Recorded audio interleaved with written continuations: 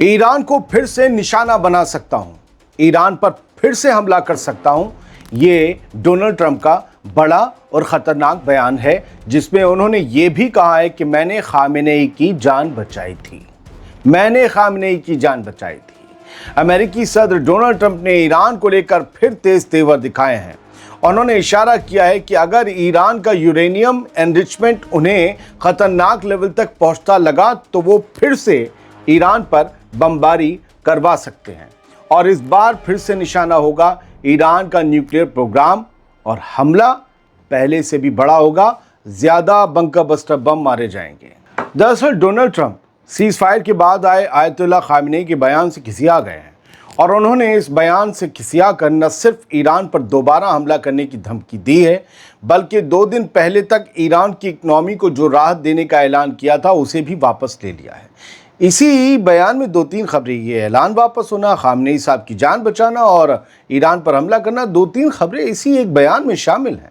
27 जून की रात Donald Trump ने क्या कहा, अब वो ज़रा समझ लीजिए और उनके लफ्ज़ों में ईरान के सुप्रीम लीडर के लिए इस्तेमाल की गई नफ़रत को और नफ़रत की ज़ुबान को भी उन्हीं के लफ्ज़ों में समझिए, ये उनके लफ्ज़ होंगे।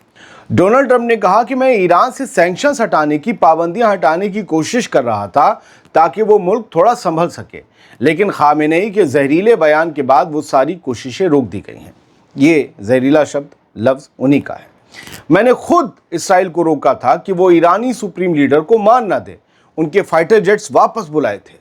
मैंने खामेनेई को बहुत ही बुरी और शर्मनाक मौत से बचाया और अब वो मुझसे शुक्रिया भी नहीं कहता। सुन रहे हैं आप डोनाल्ड ट्रंप की नफरत को। इसके बाद डोनाल्ड ट्रंप ने कहा कि ईरान और इसराइल दोनों को बहुत मार पड़ी। ट्रंप ने कहा कि 12 दिन तक जंग चलने में ईरान की हालत बुरी हो गई और इसराइल की भी हालत बुरी हो गई। ये एक अच्छा वक्त था जंग रोकने का और मैंने जंग रुकवा दी। इसके बाद डोनाल्ड ट्रंप ने ईरान पर सैंक्शंस हटाने की कोशिशें रोकने का भी ऐलान कर दिया। डोनाल्ड ट्रंप का कहना है कि ईरान को फुल रिकवरी का एक मौका दिया जा रहा था, लेकिन अब सख्त पाबंदियां दोबारा तेज होंगी। जो पुरानी हैं वो तो नहीं हटेंगी, नई भी पाबंदियां अब ईरान के लिए तैयार हैं। ट्रंप ने कहा कि सैंक्शंस आर बाइटिंग, यानी पाबंदियां अब ईरान को तगड़ा नुकसान पहुंचाएंगी। ऐसे तो कहने का मतलब है कि पाबंदियां काटेंगी, लेकिन फिर भी उसका मतलब यही है। तो दोस्तों, सवाल ये है कि अब क्या होगा।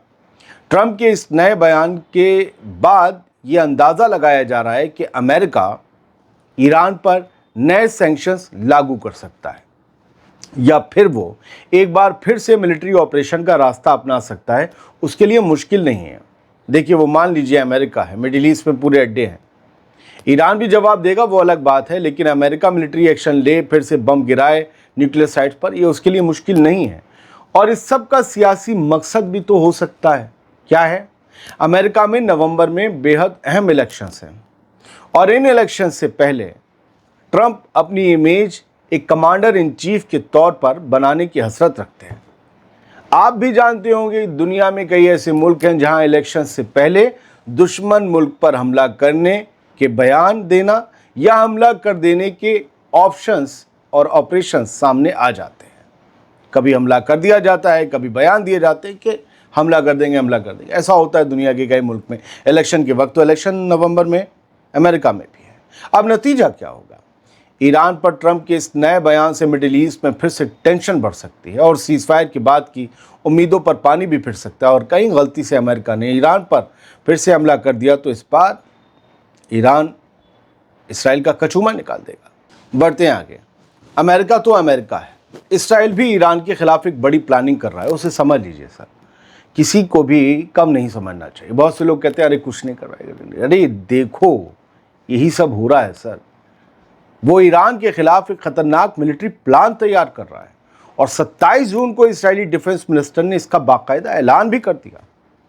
ईरान से इतनी गहरी चोट खाने के बाद भी इसराइल सुधर नहीं रहा। नुकसान तो ईरान का भी बहुत हुआ, लेकिन उसे तवक्को नहीं होगी कि ईरान हमें इतना नुकसान दे देगा, लेकिन दे दिया। मुस्तकबिल में ईरान के और ताकतवर होने के खदशे से, डर से घबराया हुआ है इसराइल। इसराइली वजीर दिफा यानी डिफेंस मिनिस्टर इसराइल काट्स ने जुमे के दिन ऐलान किया कि इसराइली फ़ौज ईरान के खिलाफ एक मुकम्मल ऑपरेशन प्लान बना रही है। मुकम्मल operation plan, total operational plan. इस प्लान में ईरान को न्यूक्लियर और मिसाइल ताकत बनने से रोकना और हवाई दबदबा बनाए रखना शामिल है। बात सिर्फ न्यूक्लियर वेपन की नहीं, अब मिसाइल भी ईरान बनाए, ये भी इसराइल को तस्लीम नहीं। इसराइल कार्ड्स ने कहा कि ईरान के खिलाफ फौजी प्लान तैयार किया जा रहा है, जिसमें इसराइल की एयर सुपीरियरिटी, ईरान की न्यूक्लियर तरक्की को रोकना और ईरान के मिसाइल प्रोग्राम पर लगाम लगाना शामिल है। यानी ईरान ना मिसाइल बना पाए, ना न्यूक्लियर बम, और हम ईरान के आसमान पर, उसकी फ़िज़ा पर भी इख्तियार हासिल कर लें। कार्ड्स ने कहा, हम इन ख़तरों को रोकने के लिए लगातार काम करते रहेंगे। ईरान का क्या जवाब है इस पर, वो भी तो जानना चाहिए। ईरान ने इसराइल के इन इल्ज़ामात को बिल्कुल बेबुनियाद बताया है। ईरान का कहना है कि उसका न्यूक्लियर प्रोग्राम सिर्फ पुरअमन मकासद जैसे बिजली बनाना और साइंस में तरक्की के लिए है। साथ ही ईरान ने इसराइल से कहा है कि तुम्हारी एक गलती तुम्हें जला कर रख देगी। अभी तो हमने तुम्हें कम मारा है क्योंकि अमेरिका तुम्हें बचाने आ गया, लेकिन अगर तुमने कोई नया हमला करने के बारे में सोचा भी तो ना अगली बार तुम बर्बाद हुए बिना बचोगे और ना तुम्हें बचाने वाला खुद बच पाएगा। कुल मिलाकर दोनों तरफ से वार्निंग्स का एक नया दौर फिर से तेज हो गया है। ऐसे में लग रहा है कि ईरान और इसराइल के बीच सीज़फायर बहुत लंबे वक्त तक टिक नहीं पाएगा, क्योंकि खबर तो ये भी है कि मगरबी मुल्कों ने, बल्कि इनपुट्स हैं, कहा जा रहा है कि मगरबी, और कुछ एक जगह छपा भी है कि मगरबी मुल्कों ने यानी वेस्ट ने बड़ी तादाद में मिलिट्री साजो सामान, गोला बारूद, अल्लम बल्लम शल्लम सब कुछ तेल अवीव भेजना शुरू कर दिया है। कुछ पिछले दिनों में कुछ जहाज़ आ चुके हैं सीज़फायर के बाद से, और इसराइल जल्द ही कोई हिमाकत फिर से कर भी सकता है इन सब के बल पर। और उधर ईरान सीज़फायर तो कर सकता है, लेकिन अपनी खुद मुख्तारी से सौदा हरगिज़ नहीं कर सकता। ये आयतुल्लाह खामनी के बयान में झलक गया था।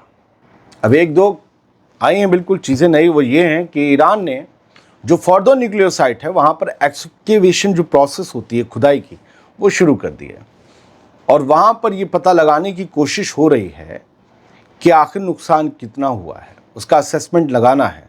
खुदाई अब की जा रही है, और ये खुद ईरान की खबरें छापने वाले ईरान ऑब्जर्वर एक्स हैंडल से शेयर किया गया। इट मीन्स नुकसान हुआ है, खुदाई होगी, पता लगाया जाएगा कि कितना हुआ है।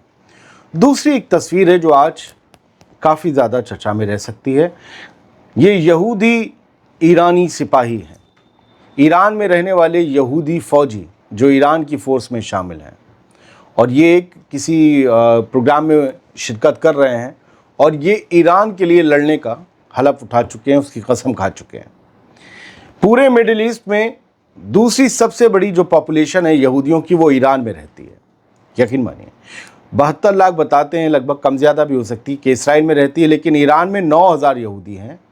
इसके बाद अगर पूरे मिडिल ईस्ट में कहीं भी यहूदी हैं तो 9000 से नीचे उसकी फिगर होगी।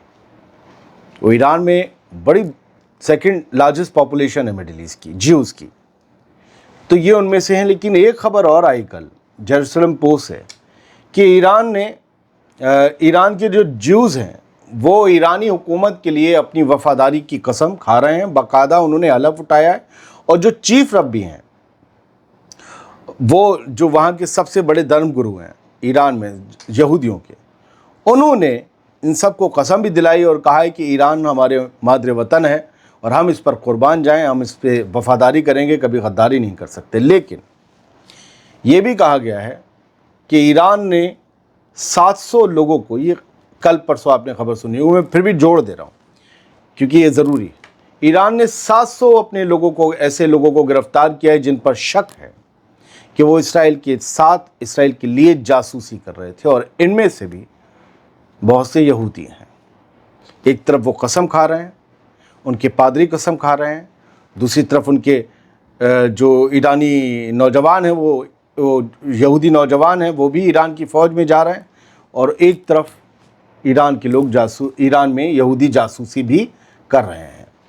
अमेरिका से भी खबर है कि वहाँ के जो इमिग्रेशन डिपार्टमेंट है वो ईरानियों पर थोड़ा सख्त हो गया है, और कहा गया है कि ऐसे ईरानियों को पकड़ा जा रहा है, अरेस्ट किया जा रहा है जो असाइलम लेने के लिए लॉस एंजलिस और बाकी शहरों में मौजूद थे। असाइलम का आपने जानते ही होंगे क्या प्रोसेस है। कहा जाता है कि हमें हमारे मुल्क से ख़तरा है, हमारी वहाँ जान ख़तरे में है, हम अपने मुल्क नहीं लौट सकते, हमें प्लीज़ असाइलम दीजिए, और असाइलम दे दिया जाता है, जैसे बशार अल असद को दे दिया गया, जैसे डंकी में शाहरुख खान के सारे साथियों को दे दिया गया था। تو اسائلم لینے گئے جتنے ایرانی تھے اب ان میں سے زیادہ در پر کریک ڈاؤن ہو رہا ہے امریکہ میں، کیونکہ امریکہ اب ایران کو کہیں بھی پسند نہیں کرتا، اور اپنے ہاں تو بالکل ایرانیوں کو پسند نہیں کرے گا، جو کم سے کم جن کے پاس لیگل دستاویز نہیں ہوئے ان کو تو بالکل نہیں۔ بہت بہت شکریہ، سلامت رہیے، خوش رہیے۔